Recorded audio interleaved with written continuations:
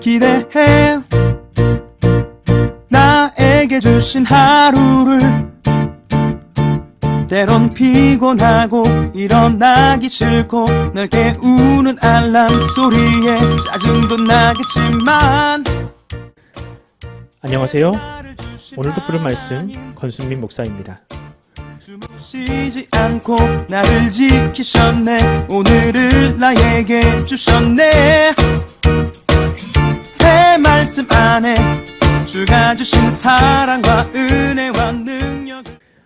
오늘 우리에게 주시는 하나님 말씀 출애굽기 38장 17절로 21절까지 말씀입니다. 여호와께서 모세에게 말씀하여 이르시되 너는 물두멍을 놋으로 만들고 그 받침도 놋으로 만들어 씻게 하되 그것을 회막과 제단 사이에 두고 그 속에 물을 담으라. 아론과 그의 아들들이 그 물두멍에서 수족을 씻되 그들이 회막에 들어갈 때에 물로 씻어 죽기를 면할 것이요 제단에 가까이 가서 그 직분을 행하여 여호와 앞에 화제를 살을 때에도 그리할지니라. 이와 같이 그들이 그 수족을 씻어 죽기를 면할지니 이는 그와 그의 자손이 대대로 영원히 지킬 규례니라. 아멘. 오늘 설교 제목은 물두멍을 닮은 인생입니다. 최근 우리나라는 이 코로나 팬데믹으로 인해서 새로운 습관들이 생겼습니다. 나갈 때 마스크를 끼고 나가는 습관, 또 어디 가면 가장 먼저 손부터 씻는 습관이 바로 그것입니다. 물론 이전에도 이런 습관이 몸에 배어 있던 분도 계시겠지만 저는 이번 일로 인해서 그런 습관들이 몸에 배었습니다.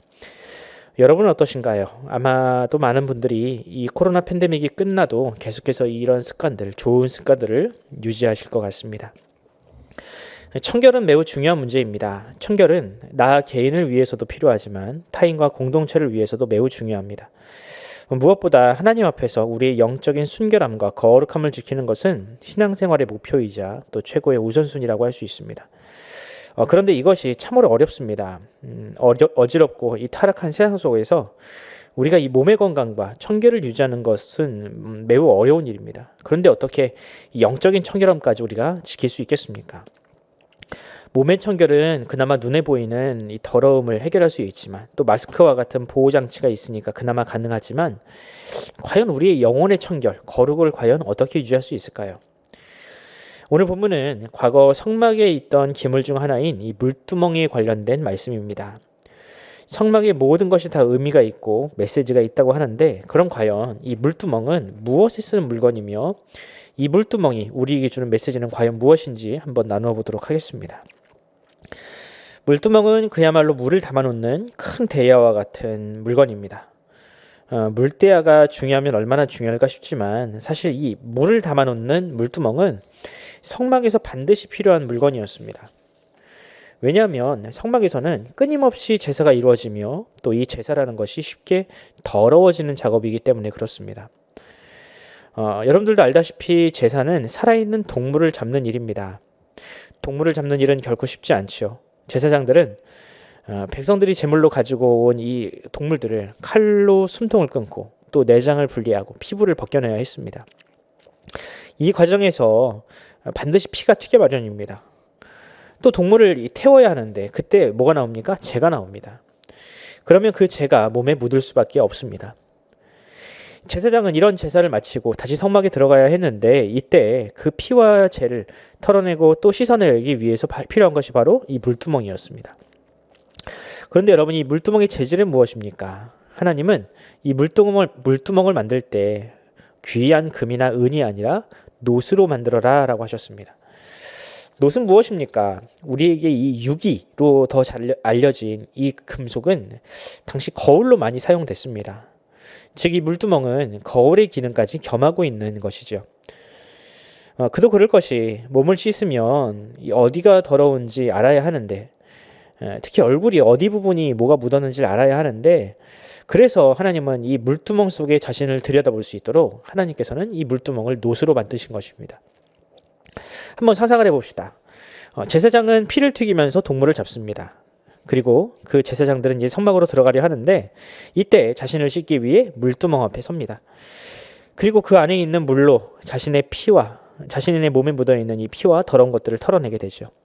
그리고 마지막으로 자신의 얼굴을 씻기 위해 그 물두멍 안을 들여다봅니다. 노스로 만들어진 이 물두멍은 제사장의 얼굴을 선명하게 비춰줬을 겁니다. 제사장은 이 자신의 얼굴에 묻은 얼룩을 깨끗이 씻어내고 정결한 몸으로 성막 안으로 들어가게 된 것입니다. 자, 이처럼 물두멍은 제사장의 더러움을 보여주고 또 그것을 씻는 역할을 합니다. 그럼 이 물두멍은 지금 우리에게 과연 어떤 의미가 있습니까? 이것을 영적으로 적용하는 거 어렵지 않습니다. 여러분, 신약 성경은 이 시대를 살아가는 모든 성도들을 뭐라고 부릅니까? 바로 왕 같은 제사장이라고 부릅니다. 즉, 제사장은 죄와 더러움을 멀리해야 하는데 마치 수시로 자신의 모습을 물두멍 안에 비춰보고 또 그것을 씻어내는 것이야말로 이 시대의 제사장들이 살아가야 하는 방식입니다. 그런데 여러분, 이것이 결코 쉽지 않습니다. 왜냐하면 우리가 바라봐야 하는 것은 우리의 외모가 아니라, 거울에 비친 내 모습이 아니라 바로 우리의 속사람, 내면이기 때문에 그렇습니다. 우리가 쓰는 거울은 우리의 외모는 보여줄지언정 우리의 내면은 우리에게 보여주지 않기 때문이죠. 그래서 하나님은 이 물두멍과 같은 기능을 하는 여러 가지 것들을 우리에게 선물로 주셨습니다.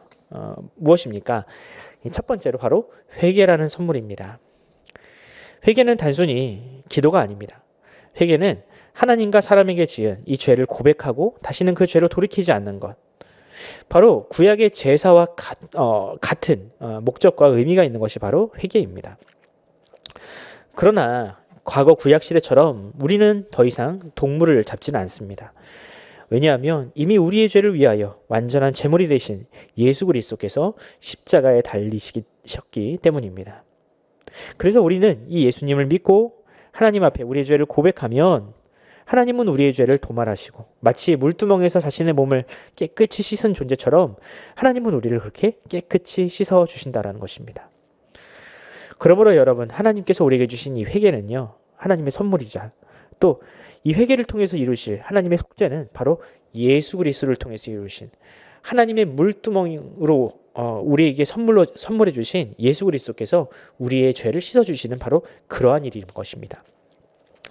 그뿐입니까 여러분? 이 물두멍이 더러운 것을 보여주는 거울의 역할을 한 것처럼 지금 우리에게도 같은 기능을 하는 것이 있습니다. 물두멍은 사람 몸에 묻어있는 더러움을 보여주지만 우리가 가진 이 물두멍, 새로운 물두멍은요, 우리의 영적인 상태를 보여줍니다. 그것이 무엇입니까? 바로 하나님의 말씀입니다. 하나님의 말씀은 우리에게 죄가 무엇인지 또 하나님께서 기뻐하시는 선이 무엇인지를 우리에게 보여주는 거울이라 할 수 있습니다. 그러므로 우리가 아침에 출근하기 전에 거울 앞에 서서 우리 자신을 비춰보는 것처럼 마찬가지로 하나님의 말씀 앞에 우리를 계속해서 비춰보는 그런 습관을 가져야 합니다.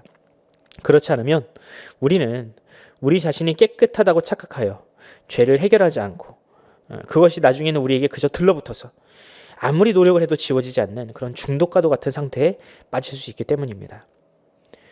또 한 가지 더 적용해 볼까요?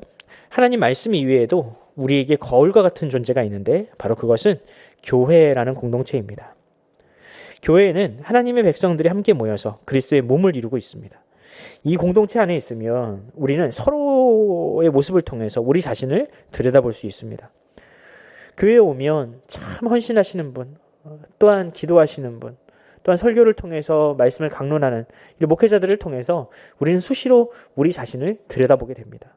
과연 나는 저 분처럼, 저 집사님, 권사님, 장로님처럼 나는 과연 희생할 수 있는 존재인가?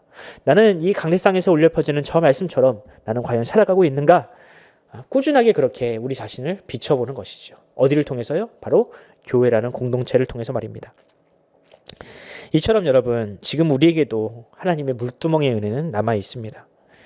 하나님은 예수 그리스도의 대속적인 죽음과 그 피로 우리를 씻어주시고 또 하나님의 말씀 또 그 공동체를 통해서 우리 자신을 돌아볼 수 있도록 하셨습니다. 바로 그것이 이 시대를 살아가는 제사장인 우리에게 주신 하나님의 선물들입니다. 그러므로 사랑하는 성도 여러분, 우리 모두가 이 시대를 하나님 앞에 바친 또한 구원해야 할, 또한 회복시켜야 할 제사장으로서 하나님께서 주신 이 물두멍의 은혜들을 잘 간직하며 살아갑시다. 수시로 우리가 회개를 통하여 하나님의 말씀을 통하여 우리의 죄를 씻어내고 하나님 앞에 거룩하게 살아가는 참된 예배자, 제사장의 삶을 감당하기를 간절히 소원합니다. 기도하겠습니다. 하나님 아버지 은혜를 감사합니다. 주님, 과거 제사장들이 그 물두멍 앞에서 자신의 피와 자신의 몸에 묻은 피와 재, 더러운 것들을 털어낸 것처럼 주님, 수시로 우리도 하나님의 말씀 앞에 또한 회개를 통하여 우리의 죄의 문제를 해결하고 더 나아가서 우리가 하나님 앞에 얼마나 큰 은혜를 받았으며 더 나아가서 하나님 앞에 어떤 사명을 받았는지를 우리가 수시로 생각해 하여 주시옵소서. 특별히 아버지 하나님, 우리는 제사장입니다. 제사장은 거룩하며 성결한 삶을 살 의무가 있습니다. 우리가 육체의 건강을 위하여 우리 자신을 조심하는 것처럼 우리가 오늘 하루 살아갈 때에 과연 죄가 무엇인지, 사단 마귀가 나를 넘어뜨리려고 내 앞에 놓은 올무가 무엇인지를 잘 분별해낼 수 있는 그런 영적인 안목을 가지게 하여 주시옵소서. 감사드리며 우리 구주 예수 그리스도의 이름으로 기도드립니다. 아멘. 사랑하는 성도 여러분, 우리가 함께 기도합시다. 하나님께서 우리에게 주신 은혜, 또한 물두멍의 은혜, 예수 그리스도의 은혜를 우리가 이 시간 묵상하면서 오늘 하루를 시작할 때에 하나님, 오늘 하루 내가 하나님 앞에 거룩하며 성결한 삶을 살겠습니다. 주님 도와주십시오 라고 기도하면서 오늘 하루 시작했으면 좋겠습니다. 더불어서 우리 자녀들, 하나님께서 주신 우리 자녀들, 특별히 고3 학생들, 이 수능이 얼마 남지 않았는데 하나님께서 그들에게 지혜와 명철과 건강을 허락하여 달라고 기도하면서 오늘 하루를 시작하도록 하겠습니다. 함께 기도합시다.